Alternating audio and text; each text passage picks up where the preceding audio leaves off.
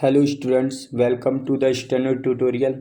गति 120 शब्द प्रति मिनट। लेखक हैं ओपी शुक्ला, दीपक प्रकाशन। डिक्टेशन 5 सेकंड से स्टार्ट होगा।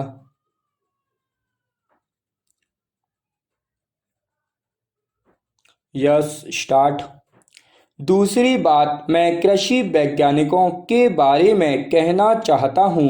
यह सही है कि आपका यह प्रयास है कि हमारे किसान नए वैज्ञानिक तरीके खेती के लिए अपनाएं, लेकिन मेरे विचार में अभी तक कृषि वैज्ञानिकों का ध्यान हमारे खेतों तक नहीं जा रहा है। वह केवल पुस्तकों में बंद है। हमारे कृषि वैज्ञानिक खोज करते हैं, लेकिन उस ज्ञान को, अपनी खोजों को किसानों तक नहीं पहुंचाते हैं।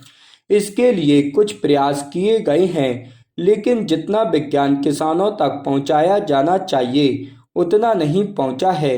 अब किसान नई खोजों से लाभ उठाना चाहते हैं, नई तकनीकों को ग्रहण करने के लिए तैयार हो गए हैं। उनकी समझने की शक्ति भी बढ़ गई है, लेकिन इसे किसानों तक व्यापक रूप से नहीं पहुंचाया जा रहा है। आप इसके लिए किसान मेले आयोजित करें, रेडियो तथा दूरदर्शन पर इन खोजों का प्रचार करें, कृषि कॉलेजों में इनका प्रचार करें। यह अनुभव मैं जब कृषि मंत्री था तब मैंने स्वयं किया था। गांवों में जाने के लिए आरंभ में अधिकारियों एवं कृषि वैज्ञानिकों को हिचक हुई, लेकिन जैसे ही उन्होंने जाना शुरू किया तो जिस गांव में वैज्ञानिक गए वहां किसानों की फसलें अच्छी होने लगीं। इसी तरह से वैज्ञानिक सारे देश में इनको फैलाएं। मैं कृषि विज्ञान मेलों को गांव-गांव में आयोजित करने के पक्ष में हूं, क्योंकि इससे परिणाम बहुत शीघ्र और अच्छे होंगे। तीसरी बात मैं किसानों पर लगने वाले कर के संबंध में कहना चाहता हूँ। किसानों पर यद्यपि सीधे आप आयकर नहीं लगाते हैं, तथापि जो भी कर आप वस्तुओं पर लगाते हैं उसका सीधा असर किसानों पर पड़ता है। इसके लिए किसानों को आर्थिक सहायता भी न दी जाती है, जबकि उद्योगपतियों को सरकार अनेक प्रकार से सहायता देती है। किसान को जो कर्जा आप देते हैं उस पर ब्याज की दर कम लगनी चाहिए। उसको जो बिजली आप देते हैं उस पर शुल्क कम लगाया जाना चाहिए। उसकी भूमि का लगान आप कम कर दो। उसको जो पानी सिंचाई के लिए दिया जाता है उस पर कर कम कर दो।